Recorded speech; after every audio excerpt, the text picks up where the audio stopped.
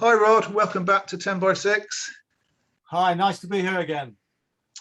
Looking at the issue of propaganda for the second week, very much focusing this week though on war propaganda and the way in which we manipulate large swathes of the population through patriotism and nationalism, so that we get them to fall in line just when it's appropriate, just when it fits the moment for those, as I say, in the ruling classes and the establishment. So over to you.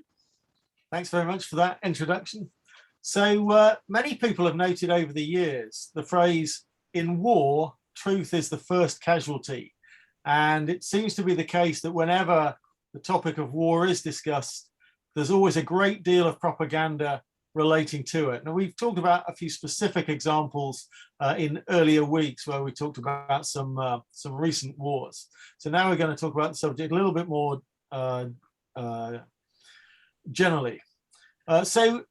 Really serious propaganda probably began in around about World War I, just over 100 years ago. And the writer Aldous Huxley has written, the propagandist's purpose is to make one set of people forget that certain other sets of people are human.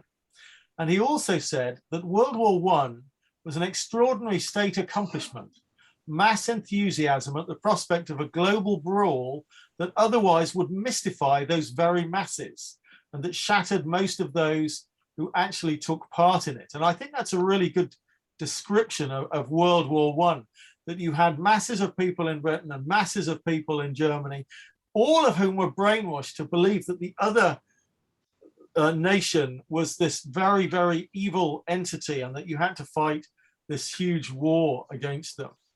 And then in World War II, the German propaganda minister was a person called Goebbels, and he was very, very interested in the science of propaganda, and he studied the writings of those people who had engaged in propaganda prior to that period.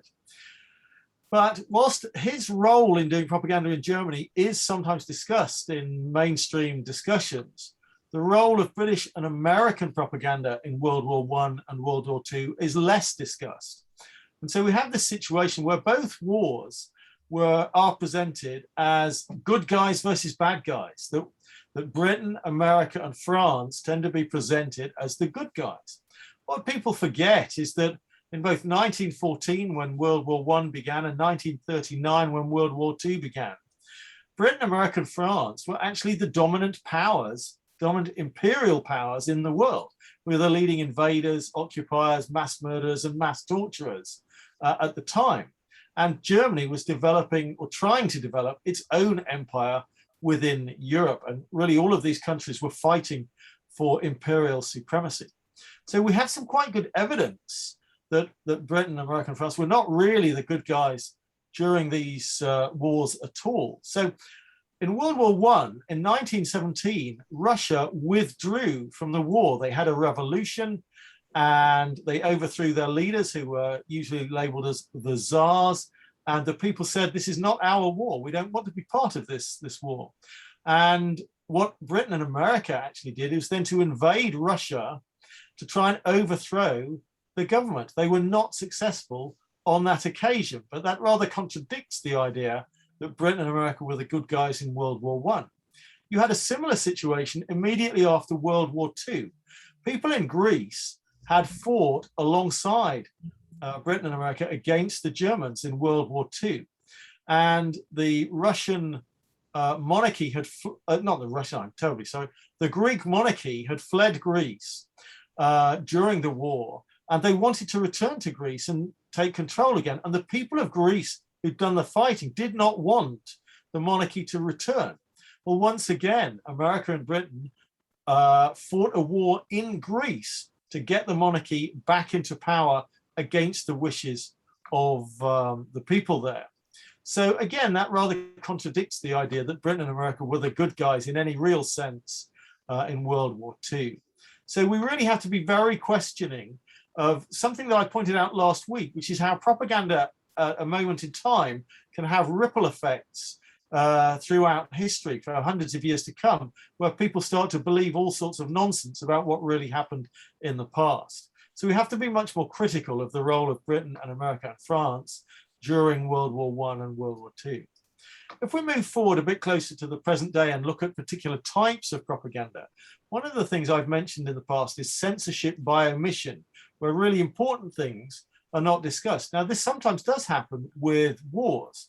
So in 1989, America invaded Panama, and none of the media knew anything about it until after the war was over. Similarly, in 2006, Ethiopia invaded Somalia, and the American military secretly fought alongside Ethiopia and participated in that invasion. And again, the mainstream media are virtually unaware of this event. And then similarly, Britain and America tried to keep their involvement in the more recent attacks by Saudi Arabia on Yemen. They tried to keep that a secret, but in fact, evidence eventually emerged that we had special forces fighting there. So one tactic is simply to try not to get the war discussed at all. But most wars, if you look at, say, particularly the recent wars, so that would be Iraq, Afghanistan, Syria, Libya, they do get mentioned in the press, but they get discussed in positive terms.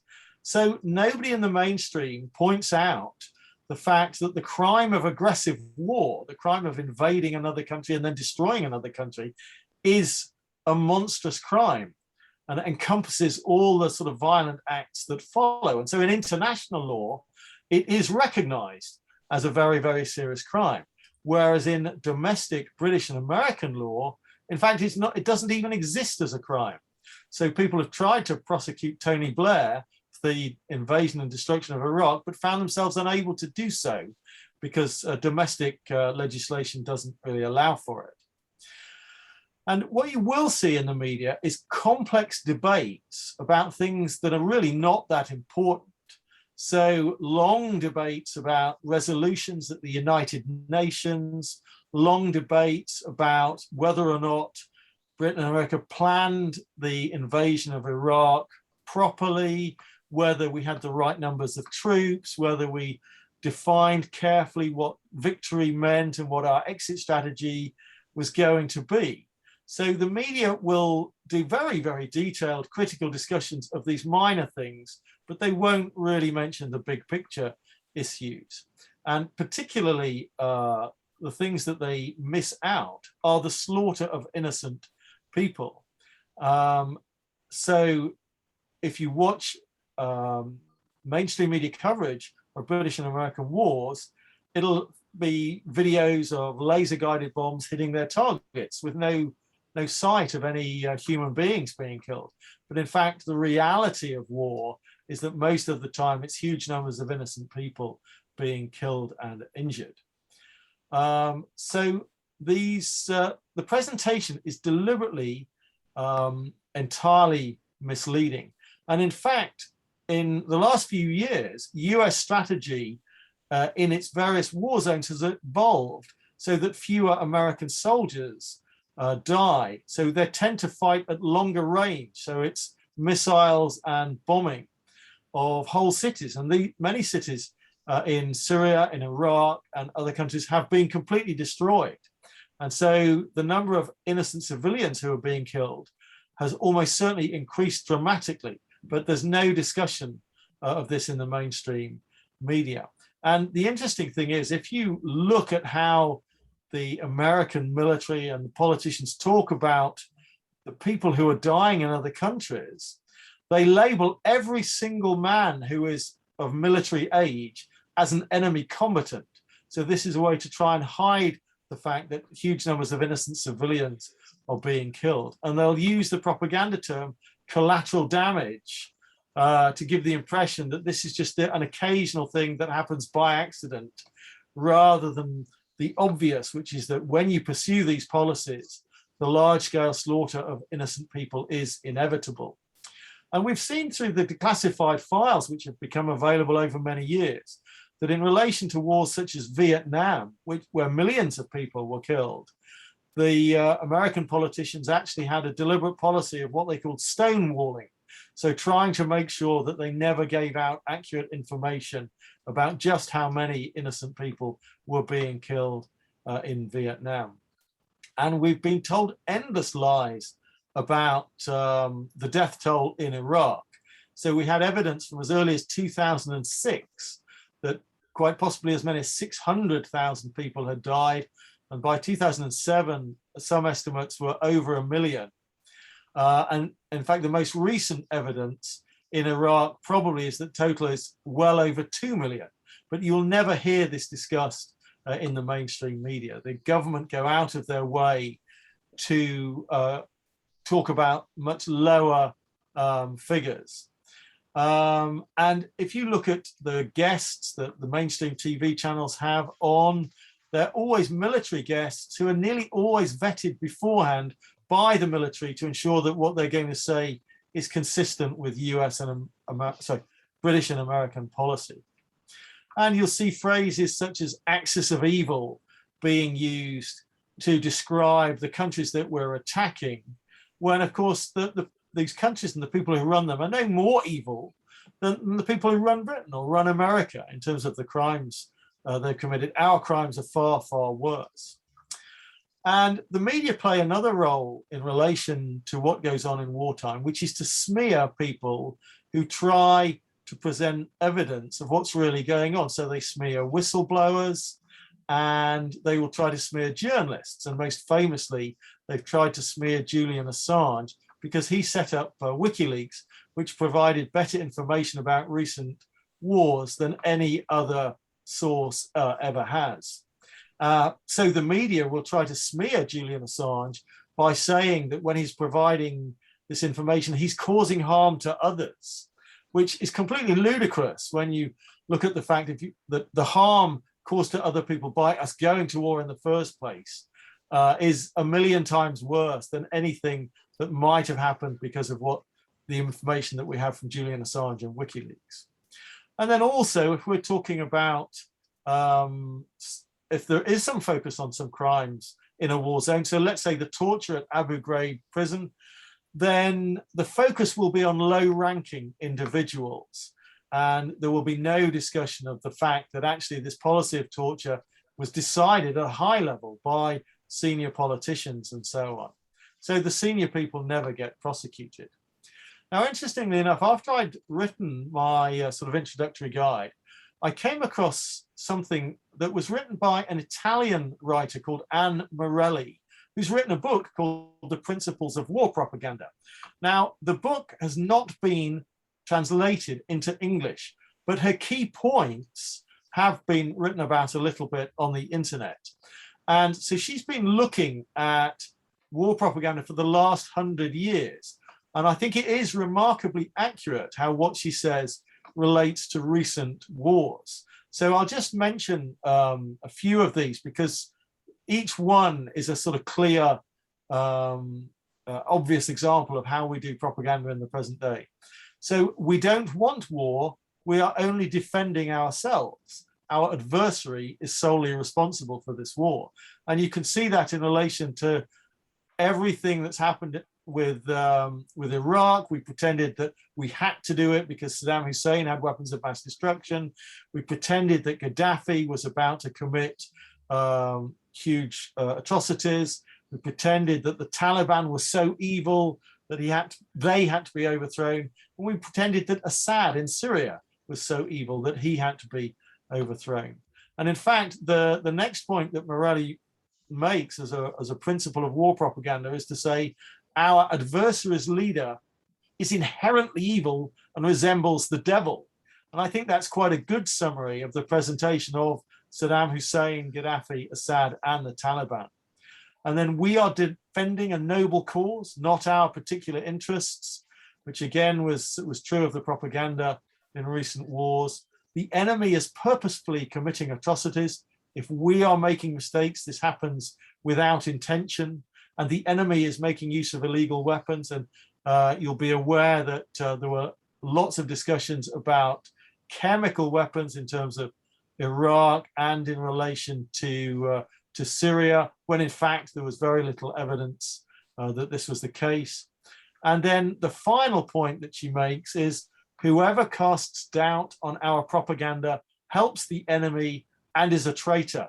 And I think now that's actually just as true as it's ever been, that whenever somebody comes forward who is a whistleblower or a journalist who's critical, they are smeared, they are presented as helping the enemy and so on.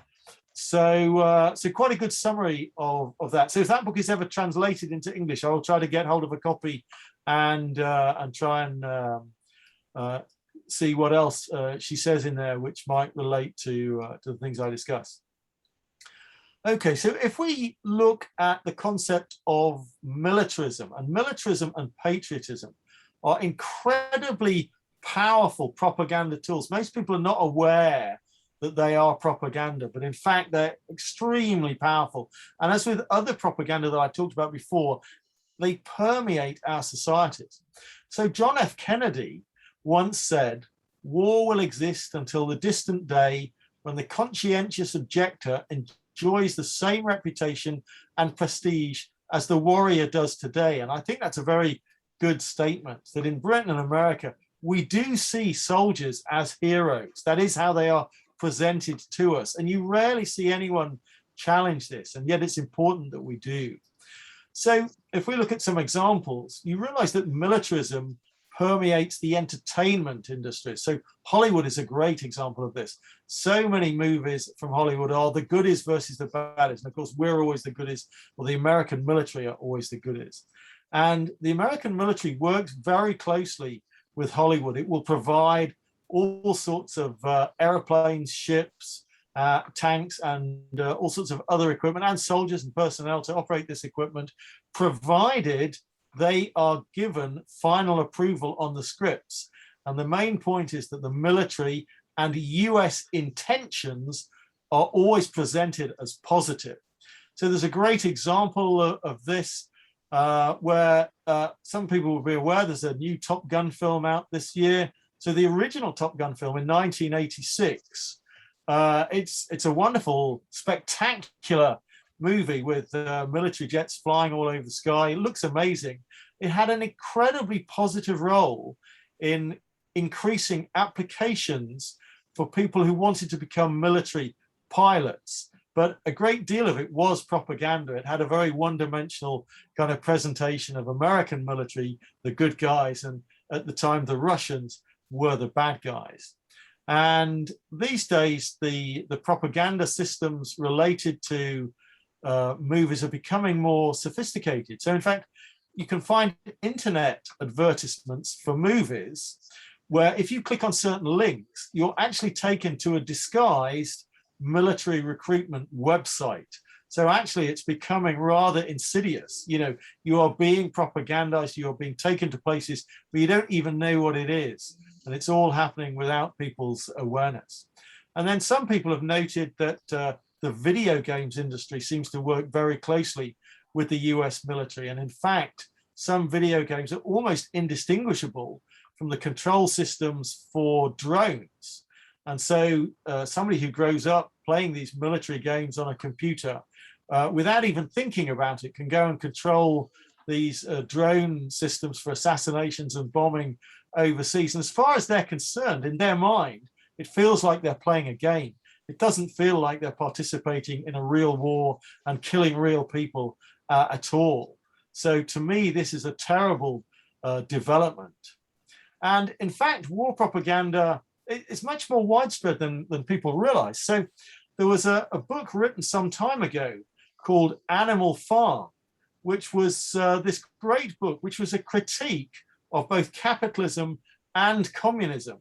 But the CIA made sure that when the film version got made, they eliminated part of the ending, which was the criticism of capitalism. So Animal Farm looks like, if you watch the movie rather than reading the book, it looks mostly like a critique of communism and things like this. So actually, the American intelligence agencies do play a role behind the scenes in many areas that people are not aware of. So an incredibly important aspect of what I'm calling militarism and patriotism is never question the soldiers. So organizations of veterans who've come back from war zones. So we have Veterans Against War and Veterans for Peace in Britain and America. They've come back and told us what really goes on with basic training of soldiers, that it is brainwashing intended to turn young people into people who will kill other human beings without even questioning it. And in fact, to be keen to go and do it. And to my way of thinking, this is not really so very different from the religious extremist indoctrination that we talk about with terrorists. And we need to be much more questioning of what it is that soldiers are actually doing. And so the media are essentially inverting the role of our soldiers. They're presenting them as heroes when we should be seeing them as criminals going overseas to commit crimes. Now, this type of brainwashing actually begins at a very young age. So I remember as I was growing up, I read many, many books that were published in the sort of post-Second World War era that had names like Commando and War Picture Library. And these presented very stereotyped presentations of the people from countries that we were fighting against. And they'd use language, so they'd use words like nips to describe the Japanese, krauts to describe people from Germany, and so on. And again, it was this very stereotyped goodies versus baddies presentation. And so one of the things that people will be aware of as they listen to more and more of these podcasts and read the things that I write is that none of the stuff that I write about is currently taught in schools. So nothing that is really strongly critical of the existing system, whether it's the economic system or the military system, is taught in schools. Children have no understanding of what is wrong with our militaries and our wars and so on. So everything is about presenting the military, and also related to that, presenting spying in positive terms. So in 2007, the UK deliberately decided to increase its military propaganda to young people. It's trying to increase the number of cadet forces in schools. It set up the Invictus Games and oversees the Warrior Games, where soldiers who've been injured in wars get to compete against each other. And again, the idea is to present all these people as heroes. And there's a powerful link between the British royal family and the military. So the idea that the Queen has a role in selling weapons to insane dictatorships overseas, that is never mentioned. The mainstream media will show lots of footage showing some young male member of the military, some prince, firing weapons in Afghanistan and so on. And the idea is to present this positive link between the royal family and the military, to present both in positive terms. Now, a recent development has been that our spy agency, which is called GCHQ, have actually been running courses in schools where they teach young people about hacking. Now, I think in the long term, this could have all sorts of interesting unintended consequences. But the purpose of doing it is to make young people think that it's okay for government agencies to actually spy on citizens. And the idea that this is completely wrong and they shouldn't be allowed to do it and it's a crime is not discussed. And then various other people have pointed out there's one or two campaign groups who campaign against this level of militarism in our societies. And they wrote recently, Armed Forces Day, Remembrance Day, Uniform to Work Day, Camo Day, where people wear camouflage gear, in the streets, on television, on the web, at sports event, in schools, advertising and fashion. The military presence in UK civilian life is increasing daily. And in fact, there's always been some element of this. So when I was young, there would be events that would be called military tattoos. There would be air shows where military jets would fly around in formation. So they had names like the Red Arrows. And then the skydivers, known as the Red Devils, would put on a display. Children got the opportunity to play with guns and to sit in tanks. And all of this is intended to present the military and our wars in a positive sense. And these tend to have a sort of dual role. One is to directly recruit soldiers, but more generally, it's to increase support for the military among the general population. And there's all sorts of small things that are sort of with us every day that we never really recognize as propaganda because it's been there since we were born. So even thousands of years ago, it was recognized that putting the head of the monarch or the emperor on a coin is a form of propaganda. It makes people think about their association with the monarch or the emperor and sees it in positive terms. So in the present day, we have stamps with the Queen's face on, and it's to make us less questioning and less critical of concepts like royalty, and then more broadly about inherited wealth and inherited privilege and so on. And then even things like the national anthem. In America, all the time, we see events, particularly at sports stadiums, where the national anthem is played and everybody stands and people salute the flag and people stand with their hand on their heart and so on. And we have pageants and processions which involve royalty, and we're meant to just see the whole nation as a single unified organizational group of people with the same interests in common, which of course is not true. The interests of the rich and the powerful are very different from the interests of ordinary people. And some people will remember that back in when I was young, the Soviet Union would have these military processions which had the same purpose in their country. And people were aware that that was propaganda, but they were less aware that that the pageants and the processions over here have a similar role. So the whole point is to try to sort of erase the long history of criminality of those powerful people.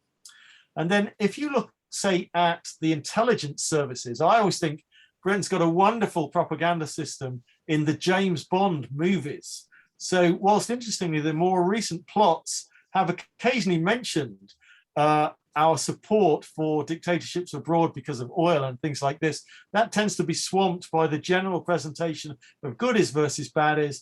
We're always the goodies. Our spy is the hero, that spying is a good thing, it's important, it's saving the world. And this is a complete distortion of the true role of our intelligence services, which if you look, CIA has been researched far more than MI6. But if you look at the purpose of the CIA, it's actually to overthrow foreign governments, to get other rulers into power who will support US policy overseas. And MI6 plays a similar role. We train and finance and arm terrorists to destabilize other countries and overthrow governments and so on. But the intelligence services also have a second role, which is to put forward information that supports policy. And in this sense, they're actually doing propaganda against politicians as well as the public more generally. And so some people will remember the dodgy dossier about weapons of mass destruction, which was part of creating a case for the invasion of Iraq. And it was all complete nonsense, but there were actually threats against intelligence agency staff that if they didn't come up with information that supported the plan to invade, then they could lose their jobs. And in 2001 and 2002, America set up actual special divisions to do what are called PSYOPs, or psychological operations. So they had the Office of Strategic Influence and the Office of Special Plans. And these people were intended to put out interpretations of information that would support US foreign policy. And today on the internet in Britain, we have the Integrity Initiative and the 77th Brigade, and they're doing the same thing on the internet. They're trying to smear critics of British and American foreign policy, and they're trying to put forward propaganda to support British and American foreign policy. So psychological operations all over the internet are now quite widespread. So the major internet companies, that's Facebook, Twitter, and Google, all play a role in this. In different ways, they will censor information that's critical of war. They will censor anti-war writers. They will try to put forward information. They will change the rankings in, say, in Google and the search engine in terms of information that supports British and US foreign policy.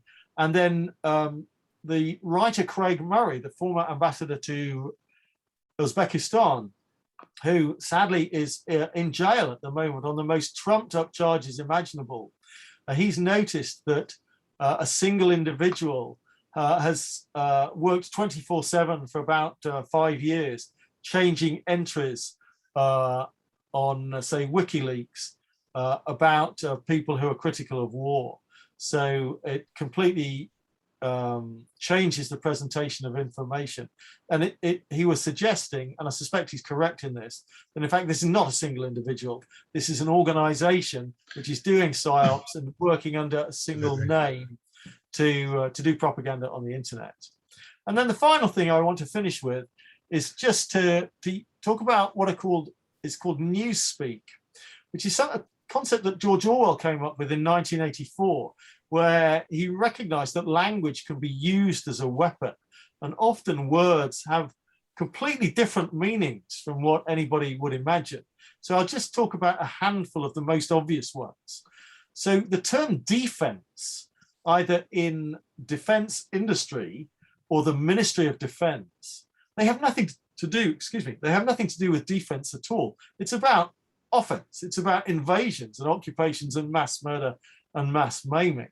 So it actually means the opposite. So Orwell actually used expressions like black is white, war is peace to describe what goes on. And defense is a great example of a word which actually, in practice, we're talking about the opposite. We're talking about invasions and war crimes. And then if you look at concepts like official secrets and national security, many people have examined data that is kept secret and realized that official secrets and national security are primarily used to cover up war crimes. And this is becoming more and more the case as more and more information is labeled as classified or top secret in both Britain and America. And then there's other concepts like national interest. Well, there is no national interest. There are the interests of individuals and companies. And in general, national interest is referring to the interests of a handful of big companies and rich and powerful people. And then a term like rogue state, once you examine what's going on in the world, you realize that America is the biggest rogue state of all, without any sort of question.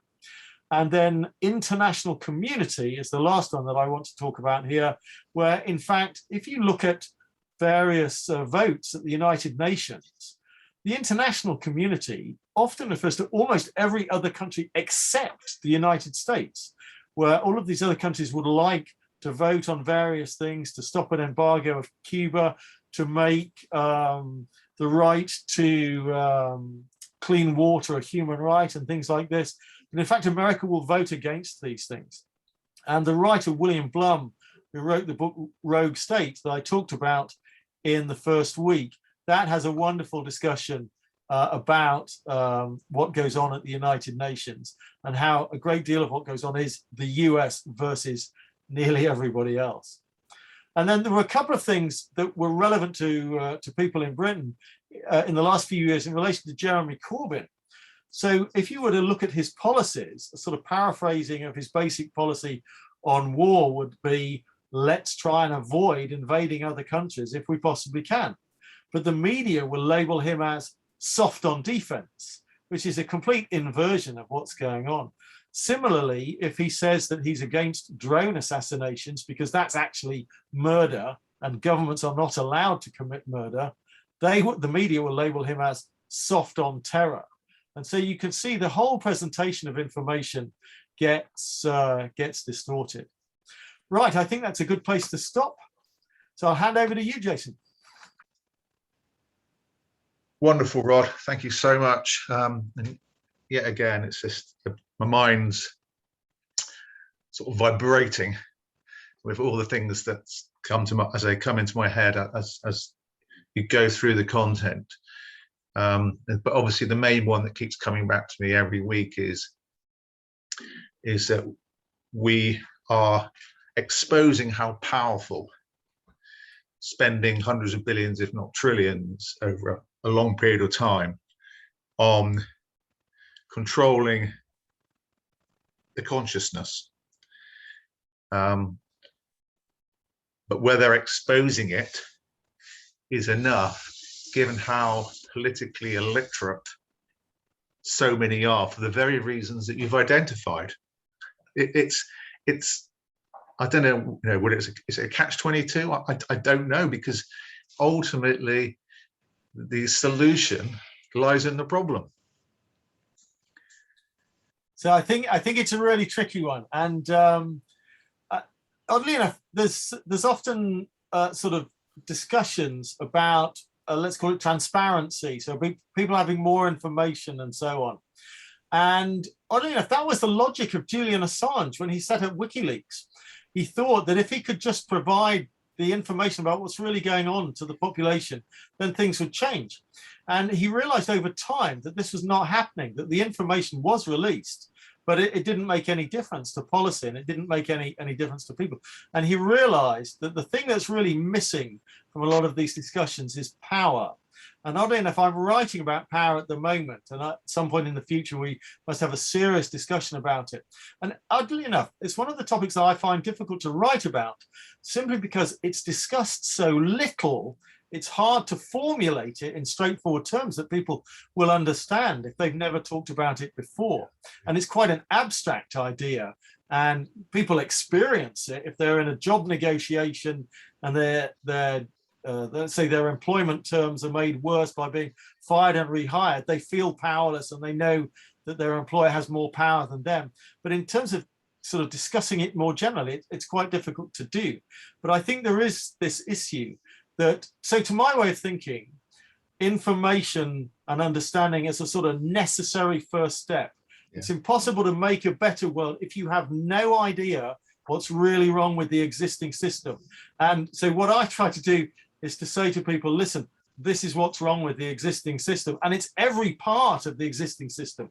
The whole thing is kind of rigged against you and works in the interests of powerful people. And so there's a lot of things we need to change.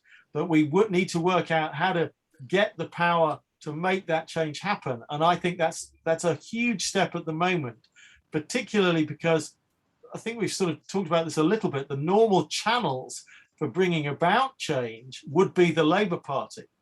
And at the moment, the people with power have tried to close that avenue down by throwing out any voices within the Labour Party who are critical of the establishment and so on. So it is very difficult to see where in the short term change might come from. My hope is that in the long term, if we can teach a generation of young people, they'll grow up, all of them automatically understanding that actually the existing system has to change. But only time will tell. Yes, of course, as ever is. And I'm guessing it would be great if the vast majority of, I don't know, 10-year-olds, 12-year-olds put their hand up in class and said, when are we going to read Machiavelli by, The Prince by Machiavelli? You know what I mean? But until we get to that point, we're not really ever going to have an in route, so to speak, because, people need the skills in order to be able to interpret. And if they're not being given the skills, we can only tell them, or we can only communicate outwards that you need the skills, but they're saying, well, where am I going to get them from? Because I'm not getting them in schools, I'm not getting them in universities, as we talked about in previous episodes. I'm not getting them in the corporate media, because that's the last thing they want. So it's a real tricky one. If we can go to some of the main points that I've identified.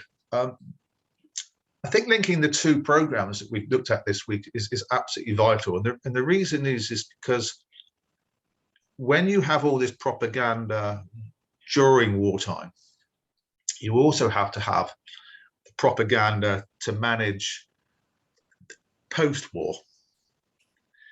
And there's a brilliant line in one of the early episodes. I don't know if you've ever seen it, but in Only Fools and Horses.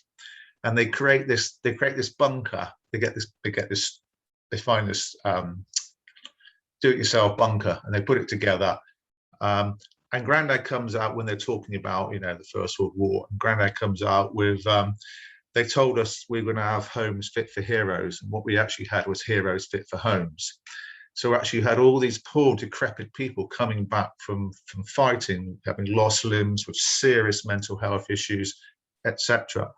And the state did, unless you were from the elites, unless you were well off, the state did effectively nothing. They just dumped you back into society. And that, unfortunately, that too much of that is now, because if you move right forward to 2021, you've got the Heroes campaign, this idea, you know, that we can raise lots and lots of money to help the heroes who've been off fighting. But the only reason we've got all this campaigning, Rod, is because yet again, a century on, the state has just dumped people who've been off fighting Afghanistan, Iraq, etc., back into society. And unless they're from the higher ranks, where they're much more protected, in most cases, it's back to that sort of sink or swim. So if they can't get a job, they're suffering badly with mental health issues, they're finding themselves on the streets homeless. And yet the very people who walk past them, instead of saying, you know, criminality from our government, it's almost like they've been so brainwashed that they don't see the actual root cause of the problem they're actually physically experiencing. Yeah, I think you make a really good point about people not seeing root causes. That I think a lot, because so much of the mainstream media coverage of all topics is so dumbed down, and it talks about symptoms of problems, but it will not dig beneath the surface and do a more complex exploration to find out what's really going on. And there's a quote which is at the beginning of one of my economic talks, which I haven't given yet, but it's worth mentioning the quote here because it's such a great quote in relation to this. So the quote is, "When I give food to the poor, people call me a saint. When I ask why the poor have no food, they call me a communist." And I just think that's such a great quote for summarizing what actually goes on much of the time in our societies. You know, so many people have this idea that they can make a little donation here and there, and that will make their consciences feel better about the problems that they see around them. But nobody's actually saying, well, look, we have to solve that problem, and that requires a serious discussion in politics about why that problem exists at all. And I think if we could get more people to do that, a lot of what I try to encourage people to do as part of kind of talking about propaganda is the solution ultimately is not just in talking about slightly different topics, but it's actually about asking the right questions. And I think this is something that people in school and university are really not trained to do. No. That you have to, there's a very simplistic approach to thinking about what questions to discuss and analyze and so on. But actually, you've got to be able to dig deep under the surface and go a few layers deeper and start to say, well, the real problem actually is down here. And we need to talk about fundamental structures of our societies. And again, that's something we need to just keep working on our audience with and encourage them to ask deeper questions.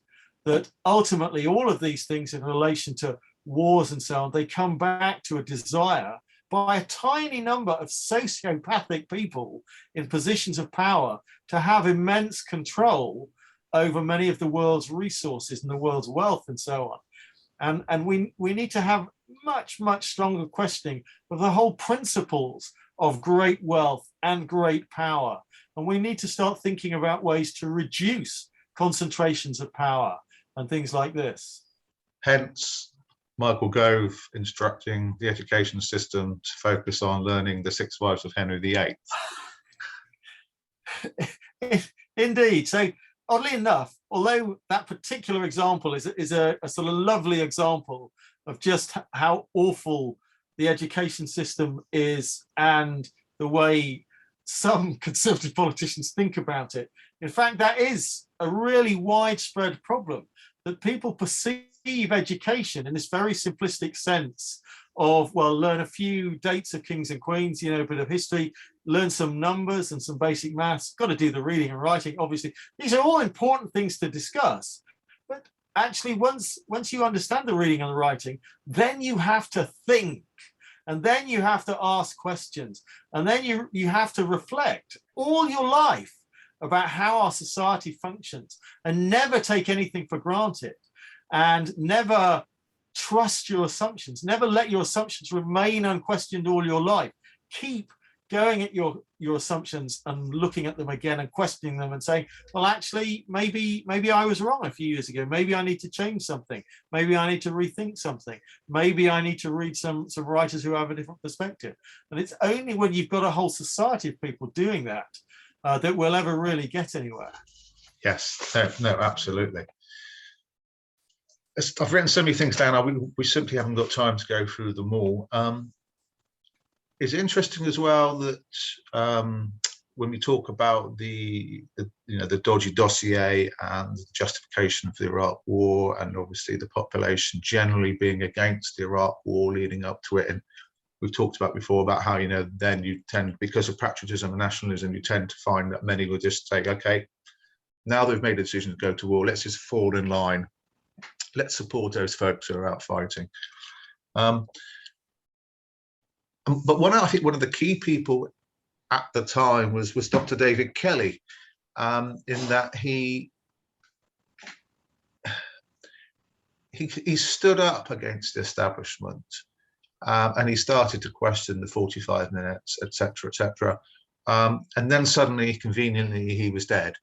And whether it was because of threats that were made to him, whether the psychops managed to identify a trigger that would push him across, push him over, or whether he was in fact, murdered. We don't know. We know, again, it's a lot of it is down to the corporate media feeding us, and we can't get close enough often to really find out reality. But he's become almost a figurehead, isn't he, in recent history, for us to really argue that, okay, someone who was so close to what was going on in the decision-making process it's almost like somebody who we really need to look historically within the classroom and take seriously, because he isn't just some random person, random journalist or whatever making claims. He is someone who is in the house, so to speak, with the decision makers. I just wanted to make that point that David Kelly, Julian Assange, etc., blah blah blah. Across history, there's all these people that stand out that we look to and try and find out more about and listen to what they have to say. But they're always beaten back. The system always finds a way to ridicule them, kill them, undermine them. And I think often that serves a purpose. It serves a purpose as a message to so many others to keep your head down, because we guarantee if you stick it above the parapet, we will blow it off. Absolutely. I think that's a really good point. And in fact, in relation to the quote I gave at the beginning from John F. Kennedy about how we should support conscientious objectors and see them as heroes, and see them as we currently see soldiers, I think the same applies to whistleblowers. Actually, we should really celebrate whistleblowers, because our society needs them more than ever. We really do need people who have access to what's really going on, the higher ranking, the better, to understand the criminality of our governments and our companies and powerful elites and so on. And yet the system, although politicians, when they're talking in the mainstream media, will say that they support whistleblowers exposing these crimes, in fact, if you look at the legislation and the power structures, what actually happens to the vast majority of whistleblowers, they are persecuted. They are really persecuted. And the government persecutes them for a good reason, because it knows that they are an important threat, and that if whistleblowers were allowed to expose all this information unchallenged, then it probably would lead over time to serious changes in the way the system works. And the establishment doesn't want that. So they really do crack down on whistleblowers. And that's a real shame. And I think we all need to be aware that the media play a role in smearing whistleblowers. and to be on the lookout for situations where the media might be attacking a whistleblower, when in fact they should be supporting them, and the media should be attacking the people who committed the crimes and so on. And in fact, you can see examples all over the place. So one of the things I've mentioned in a previous talk was about the whistleblowers from inside the OPCW, the chemical weapons inspectors, who came forward and said, listen, this evidence about chemical weapons in Syria that's not what we saw when we went and did the investigations. And yet the mainstream media, instead of reporting what they were saying and attacking our governments and saying, listen, this was an entirely unjustified war, they've actually attacked and smeared the whistleblowers. And you can see it everywhere you look. Once you're aware of it, all whistleblowers are now a target of the media, unfortunately. And it disappoints me that so much of the mainstream media will play this smearing role without hesitation. You know, they completely buy into it. They recognize that their future lies in siding with the government. And there aren't more journalists coming forward as whistleblowers themselves to say, listen, we can't do this anymore. This is completely wrong. Our media system is completely wrong. And that's reflected, I think, as well. You talk about conscientious objectors. If you look at the white feather movement in the First World War, and you had families whose the husband, the father, had voluntary often gone off to fight this war for whatever propaganda reasons that triggered it. And then you had people who stood up and said, come on, why are you falling for this? I'm not going off to give my life. It's not because I'm a coward, but I can see through the fog. I can see through what's going on. But of course, then what would happen is they'd have, the white feathers put through their doors, their boxes. They'd have it tied around a brick and thrown through the window. They'd be beaten up in the street. Ironically, they could only be beaten up by people who hadn't gone to war themselves. But that's the way in which it worked. It wasn't just being pumped down from the top. It was actually triggering behaviors within the public sphere where they were largely doing the government's job for them. Well, so I think you make a really good point, actually, that the propaganda in relation to certain topics, and this would be a good example of that, is so powerful that it effectively turns ordinary people who much of the time would be perfectly reasonable people into a mob, a slightly mindless mob who refuse to question any of the propaganda that's being put out. And they sort of buy into a particular idea. So let's say they buy into the idea of war with Germany almost as a religious idea, and it cannot be challenged. And anybody who questions it, they become the enemy and they become a target and so on. And I think, so I haven't actually researched in any detail the white feather movement, but I think this idea of anybody who was a conscientious objector being labeled as a traitor or the enemy and an outcast essentially is very much part of a pattern that shows the effectiveness of propaganda in smearing anybody who doesn't buy into the mainstream narrative. Yes, and it's also going back to our discussions about the arms industry, which we've had in the past. And again, it brings us back to, I think, for me, two really key points. I mean, one is, again, the old phrase from Stanley Cohen, the folk devil. We need eternally to have folk devils in order to keep people in the cage and control their behavior. And once one folk devil has been pushed to one side, whether it be totalitarian state in the Eastern Bloc, we have to have one lined up. They don't allow the folk devil to be moved to one side without having the next one to come off the production line, because the arms industry needs that folk devil to justify itself and therefore be able to push its share values up and use those weapons, supply and demand, etc. So we have this sort of control via fear that's really omnipresent eternally, but it's secondary, I think, to the capitalist machine of having to generate profits, again, for a very, very, very small number of people at the top end of the capitalist system. And I think that links in to the video games discussion as well, because I think it's not just video games, which are of course played across social classes, across ethnic groups, and to some degree across genders. But it's you know, there's going to be lots of kids out there who will play video games, and they'll never ever consider joining up. Absolutely. Their conditioning, their socialization, everything that's gone on around them is far too powerful for them to succumb. However, there is a group demographic, unfortunately, within the system where they think they don't have the same opportunities, and actually via those programs you talk about in terms of the cadet forces, you know, the air, sea, army, and also, you know, being able to go and get a job, get skilled up, you know, have that camaraderie, see the world, the way in which it's, you know, again, is the propaganda advertising.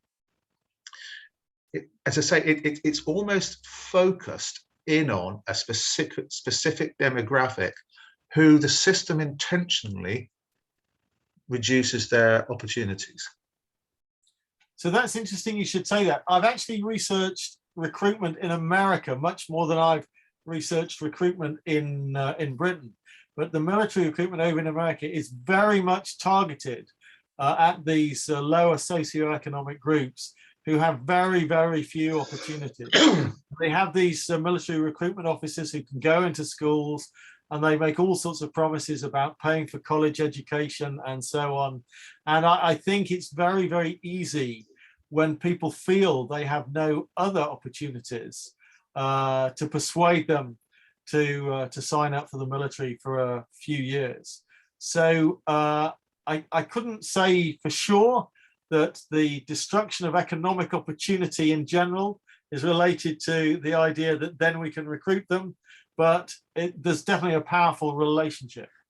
Well, the powerful relationship doesn't have to be with necessarily this phrase destruction of economic opportunity. What it is creating an education system that far too many people leave without having achieved very much, without being empowered, without feeling that they are on a level pretty much parity with their peers. And it's not just the education system's fault, it's the whole nature of society, in that, you know, families may be chaotic, and the housing in which they exist in could be inferior generally. There's a whole range of factors. But once you know that, and once you can see that there's a direct correlation between that and people necessarily more likely to join up to the armed forces or whatever, and you don't do anything about it, then you are complicit in maintaining a system that allows that outcome. Sure, yeah, I would agree with that. I think that's a good description. Something else as well, I don't know if you saw it, Rod, over the weekend, an article in The Guardian in which they identified how the secret services in this country, MI6, very much had a part to play in the murdering of hundreds of thousands of Indonesian communists during the 1960s. I haven't seen the article. No, well, it's very interesting in terms of reading it, because it's information yet again that probably in terms of the corporate media only The Guardian and possibly one or two others will include. It's quite peripheral, you know, it's not a massive great big heading, and it's also 50 plus years on, so people just look at it and think, you know, this is the sort of what we needed to know in the early 1970s. This needs to be pumped out through the corporate media day in, day out, so people were really questioning. But of course it isn't, for the reasons again we've identified. But I've just wanted to bring your attention to something that I say over the weekend, and a very clear example of the MI6 and CIA and how they work to eradicate people that they perceive to be a threat. Absolutely. Well, I'll try and catch up on that article. So I've actually studied Indonesia again, more in relation to the CIA's role in assisting the genocide that took place there with information about targeting and so on. So I'll look forward to reading that. Yeah, definitely brilliant. Couple of two things as well. The arms industry is having so much power, all the things we've discussed in terms of the propagandizing certain demographics to sign up, and yet the greatest threat to alleviating climate change is the arms industry. So if they have that much power and they have that much influence through their lobbyists and through their money and through the strings that they pull, we know full well that if we're going to, the challenge to climate change is being seriously inhibited by one of the main drivers of capitalism. Absolutely. Yeah. So I think the climate change challenge presents an absolutely fascinating kind of insight into the obstacles that we as a sort of species, if you like, face in terms of bringing about serious change, when the people who have the most power to do anything actually have a vested interest in the status quo and not bringing about change. And so this is a great example of that. Yeah, absolutely. And to finish off, what's been again another wonderful presentation, thank you, Rod. Finish off is the national anthem. I mean, it's a bugbear of mine because I think it's awful. But the interesting thing is that if you want reality, learn the second verse. Nobody knows the second verse. And yet I don't know the second verse. No, I don't know the second verse either. But if you look at the second verse, and I understand why the establishment don't want people to learn it, it's because it actually starts to go to the heart of the imperialist racism that exists right at the heart of the system. So I'll have to look it up. Yeah, please do. The first verse is nice and passive, but then you say, okay, if the national anthem is so good, you must know it all. But they don't. They only know the first verse, and the reason is, as you'll see when you read the second verse, etc. Why would the establishment want the public to know and read something that actually starts to peel back, you know, the covers, so to speak, and expose historically what they're really like? Oh, it sounds like we need to talk about the second verse more in general. I'll have to dig it out and see what the words are. Yeah, see if I can find a way to incorporate it. Exactly. Keep on reading it, and as I say, it's oh my goodness, you know, Land of Hope and Glory and all the pomp and stuff that they have at the Royal Albert Hall. Start singing that, go on, start singing that, because the problem is, I think as well, is that sort of the post-EU referendum in 2016, it won't be long till people will start learning the second verse and think nothing of it. And that's the really scary thing. Sure, yeah. It's interesting that you mentioned Land of Hope and Glory. In fact, that's not something I've written about. But in fact, that's another aspect of our societies where actually there is quite a lot of propaganda, you know, just in our songs and so on, yeah. Oh, absolutely, absolutely. And it's why they're so reticent to change them, because they serve such a purpose. Anyway, thank you so much, Rod. Again, absolutely appreciated. And see you next week. Yeah, see you next week.